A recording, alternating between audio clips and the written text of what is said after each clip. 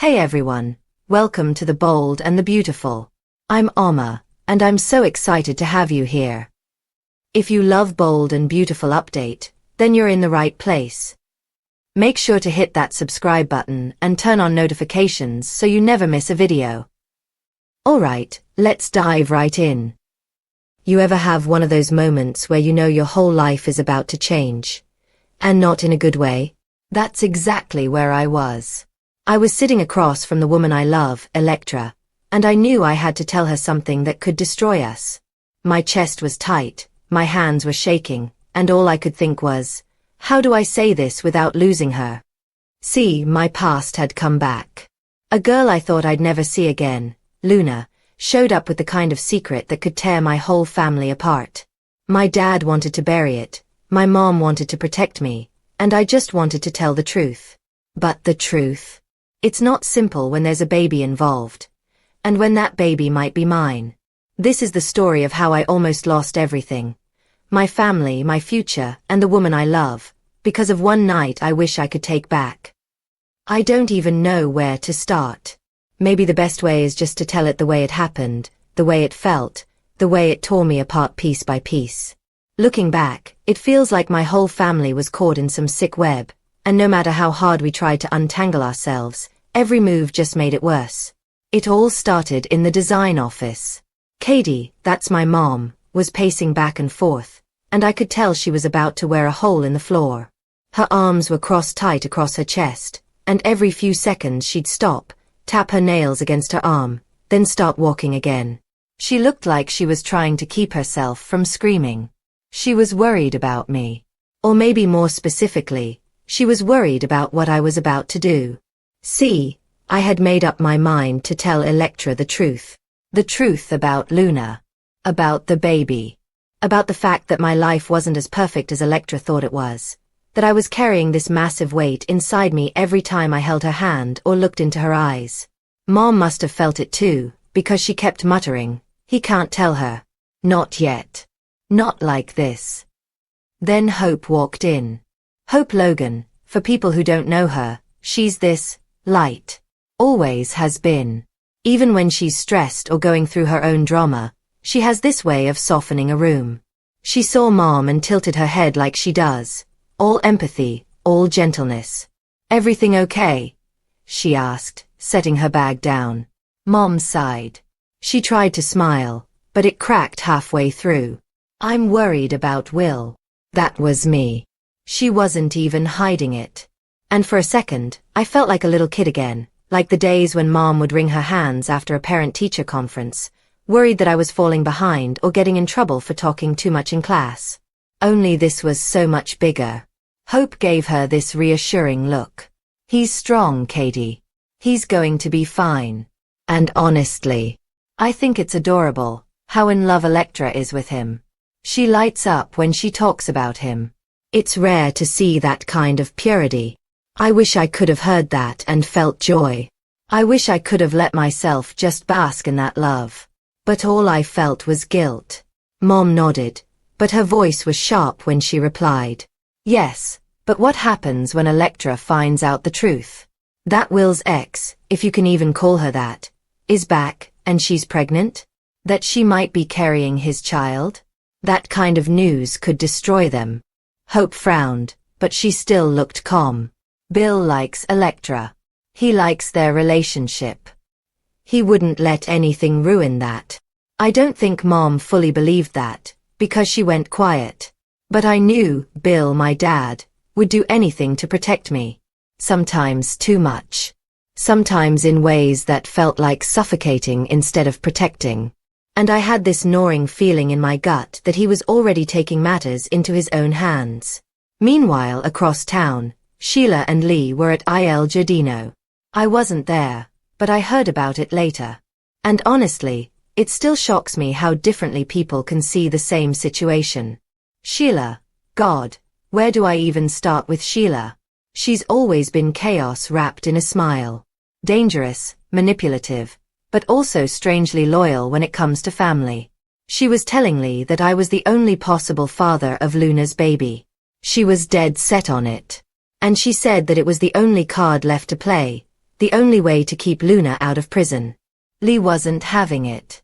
She looked Sheila dead in the eye and said, she could be in jail right now for what she did. And maybe she should be. But Sheila wouldn't let it go. We need to be there for her. She's our granddaughter. Do you really want her to go back to prison just because she's pregnant by Bill and Katie's precious little son? The way she said it, it makes my skin crawl. Like I was just some pawn in Luna's game. Lee shook her head. What Luna did to Will was unconscionable. And she was right. But Sheila leaned in, whispering, maybe it was a scheme, maybe it wasn't.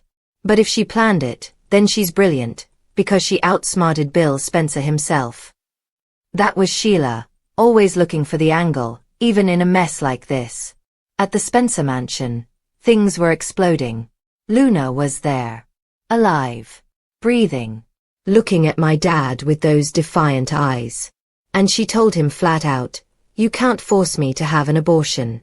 You're a monster for even suggesting something so horrible. I wasn't there in the moment, but I know my dad. I know his temper, his rage when he feels like someone's coming for his family. He must have gone red in the face when he shouted back, because when he told me later, his hands were still trembling. You're messing with the wrong family, he had growled at her. You will never give birth to a Spencer child. You will never be Mrs. Will Spencer. There's nothing I won't do to protect my sons. Luna just folded her arms, smug in her conviction. Will loves me. He'll come around. We'll be together, with our baby, for years to come. Dad snarled. You're a conniving little bitch. Lee should have killed you so I didn't have to. Those words stuck to me like poison when I heard them.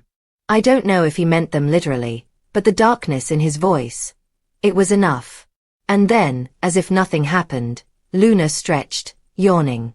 I'm going to lie down and take a nap. Like none of it mattered. Like she wasn't holding my entire future in her hands. That's when Mom walked in, asking where Luna was. Dad cut her off immediately. She's on lockdown. No one can know she's back. Not until I figure this out. Mom's face crumpled. Will is drowning in guilt. His life has been turned upside down. He's with Electra right now. He's going to tell her that Luna's alive and that she might be carrying his child. And that's where I come back in. Because Mom was right. I was sitting in the guest house at Forrester's, across from Electra, my palms sweaty, my heart racing like I'd just run a marathon. She was smiling at me, glowing, her voice soft as she said, I've never felt this safe with anyone. I don't even have to worry about you being with another woman. From the moment we bumped into each other, my life changed. I'm so grateful for you, Will. I love you. I can see us forever. Her words pierced right through me, because I wanted to believe them so badly. But the guilt, it crushed me. I felt the tears sting my eyes before I could stop them. You don't know how much I need to believe that right now, I whispered, my voice breaking. She tilted her head, concerned. What's wrong? I swallowed hard. I don't want to ruin this. I don't want to wreck us. But there's something I need to tell you. Her hand reached across, squeezing mine. There's nothing you can't share with me. So I took a breath, feeling like I was standing on the edge of a cliff, and I said it. Something happened the night of the party. Something you need to know. The words sat in my throat like a stone. Heavy. Immovable. I felt like I was choking on them while Electra's eyes searched mine, so full of trust it almost made me sick. She leaned closer, her thumb brushing over my knuckles. Will, you're scaring me. Just say it. I wanted to. God, I wanted to rip the bandage off and just get it out, but the second I opened my mouth, I thought about her smile earlier, the way she'd said she loved me, the way she'd pictured our future together. And suddenly, telling her felt like handing her a live grenade. My voice cracked. I dropped my gaze to the floor, staring at the carpet like it could give me courage. The night of the party. I wasn't myself. I drank too much. Things got messy. She frowned, her lips pressing into a thin line. Messy how? I bit the inside of my cheek so hard I tasted blood. My chest ached, like my heart was pounding against my ribs, trying to break free. Luna was there. The second her name left my mouth, I felt Electra's hand stiffen in mine. Her voice came out sharper than I expected. Luna. What does she have to do with this? I couldn't look at her. If I looked, I'd fall apart completely. Something happened between us. Something I never wanted. Something I regret more than anything in my life. Silence. It stretched between us, thick and suffocating. I could hear the sound of her breathing, shallow, uneven. Are you telling me you slept with her? She finally asked. Her voice was so calm it terrified me. I flinched, shaking my head quickly. It wasn't like that. I didn't choose it. She came after me. She knew I wasn't in a state to think straight. She took advantage of it. Electra's eyes widened, and I could see the war going on inside her. Shock, anger, confusion, but also this flicker of something else. Fear. She whispered. Oh my God. I reached for her, desperate. Electra, please. I swear to you, I didn't want it. I love you. I've only ever wanted you. She pulled her hand back, clutching it against her chest like she was shielding herself from me. Will, you should have told me sooner. Why didn't you tell me right after it happened? The guilt hit me like a tidal wave. My shoulders slumped as I whispered, because I didn't even know how to process it myself. I kept thinking if I ignored it, maybe it would just go away. But it didn't. It only got worse. Her face crumpled, her eyes glistening with tears. Worse how? And that's when I said the words that shattered everything. She's pregnant. And she says the baby might be mine. Electra gasped, her whole body jerking like I'd slapped her. She stood up so fast the chair scraped across the floor, and she pressed her hand to her mouth like she was going to be sick. No. No, no, no. This isn't real. I stood too, reaching for her, but she stepped back. Electra, please. She shook her head violently, tears spilling down her cheeks. You told me you loved me. You told me I didn't have to worry about you being with anyone else. And now you're telling me there's another woman, pregnant with your baby. It's not like that. I pleaded. I don't love her. I never loved her. This wasn't my choice. She manipulated me. She planned this. She wanted this. Electra's voice broke. But it doesn't matter, Will. It happened. And now there's a baby. How am I supposed to compete with that? Her words stabbed straight through me. Compete. That wasn't what this was. This wasn't a contest. It was a nightmare I couldn't wake up from. I stepped closer, my own tears streaming now. You don't have to compete. You're everything to me. I swear on my life, I want a future with you. Not with her. Not with anyone else. Just you. But she turned away, her shoulders shaking as she sobbed.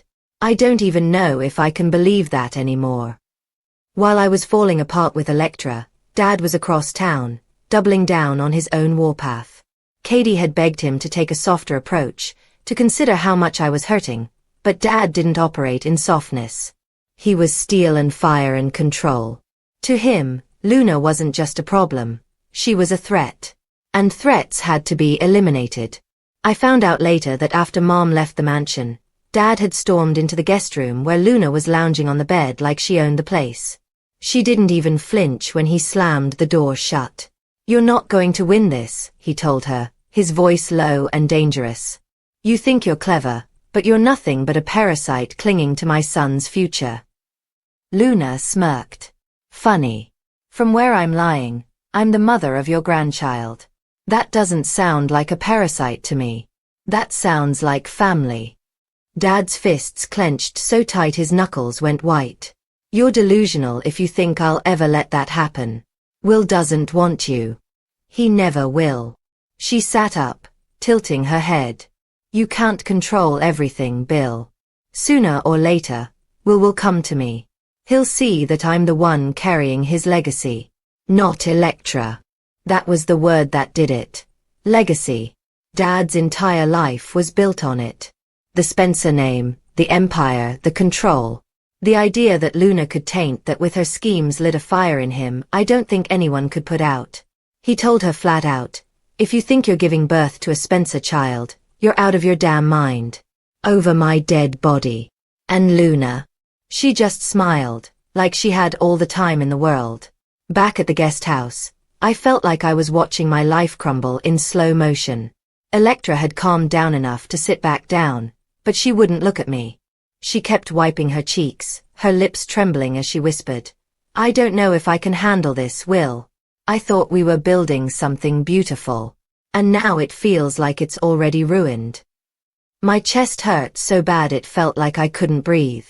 I wanted to get on my knees, beg her not to give up on me, but I also knew she needed space. So I said the only thing I could. Please don't give up on us. Don't give up on me. I swear, I'll do whatever it takes to prove to you that you're the only one I want. Her eyes finally met mine, and what I saw there broke me. It wasn't just hurt, it was fear. Fear that loving me meant inheriting all this chaos. Fear that maybe I wasn't the man she thought I was.